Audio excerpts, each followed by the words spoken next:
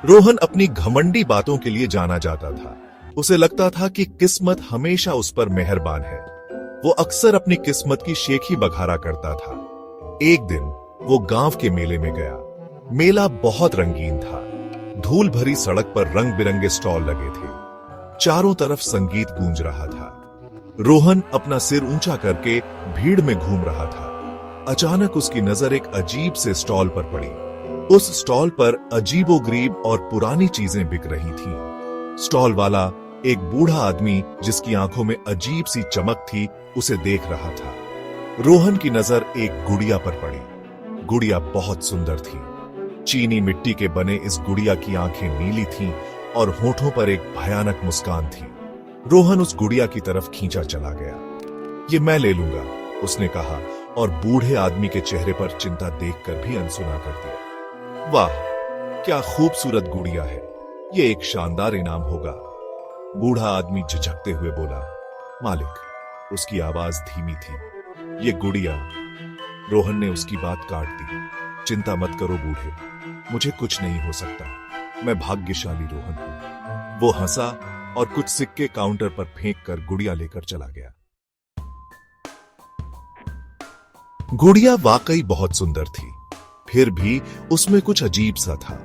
उसकी नीली आंखें रोहन की हरकत पर नजर रखती हुई प्रतीत हो रही थी। उसने गुड़िया को अपने कमरे में एक शेल्फ पर रख दिया। जैसे जैसे रात ढलती गई, रोहन को ठंड लगने लगी। ऐसा लग रहा था जैसे कोई अनदेखी शक्ति उसके घर में प्रवेश कर गई हो। उसने अपने आप को समझाया, बस हवा होगी, लेकिन ये एहसास बना रहा। नींद नहीं आ रही थी। उसे फुसफुसाहट सुनाई दे रही थी। ऐसा लग रहा था जैसे आवाज गुड़िया से आ रही हो। रोहन ने इसे अपने दिमाग का वहम समझकर नजरअंदाज कर दिया। वो बिस्तर पर करवट लेकर लेट गया। इन अजीबोगरीब घटनाओं को अनदेखा करने की कोशिश कर रहा था। अचानक उसकी आंख खुली। गुड़िया अब शेल्फ पर नहीं थी। उसने देखा कि गुड़िया फर्श पर पड़ी है और उसे घूर रही है। उसके दिल में दहशत पैदा हो गई। उसने कांपते हाथों से गुड़िया को उठाया। ये कैसे गिर गई? उसने गुड़िया को वापस शेल्फ पर रख दिया। उसका दिल जोर जोर से धड़क रहा था। अगली सुबह जब रोहन की आंख खुली तो उसने देखा कि पूरा घर बिखरा पड़ा है। फर्नीचर उल्टा पड़ा था। बर्तन टूटे हुए थे। गुड़िया फिर से फर्श पर थी। उसके चेहरे पर कोई भाव नहीं था। रोहन डर गया था। वो समझ नहीं पा रहा था कि क्या हो रहा है। उसने घर से बाहर निकलने की कोशिश की, लेकिन दरवाजा नहीं खुला। ऐसा लग रहा था जैसे कोई अदृश्य शक्ति उसे कैद करके रखना चाहती है। वो फंस गया था। डर उसे खाए जा रहा था। उसने गुड़िया को देखा। उसकी आंखें दहशत से भरी हुई थीं। तुम क्या चाहती हो? उसने कांपती आवाज में फुसफुसाते हुए कहा। गुड़िया चुप रही। उसकी नीली आंखें उसकी आत्मा में छेद करती हुई प्रतीत हो रही थीं। उस रात फुसफुसाहट फिर से शुरू हो गई। इस बार आवाज साफ सुनाई दे रही थी। रोहन को अपनी कसम थी कि उसने अपना नाम सुना है। वो अब और नहीं सह सकता था। उसने गुड़िया को पकड़ लिया। उसे इससे छुटकारा पाना ही था। वो उस बुरे सपने से बचने के लिए रात में भाग गया जो उसकी जिंदगी बन गया था। वह नदी की तरफ भागा। वो गुड़िया को नदी के सबसे गहरे हिस्से में फेंक देगा।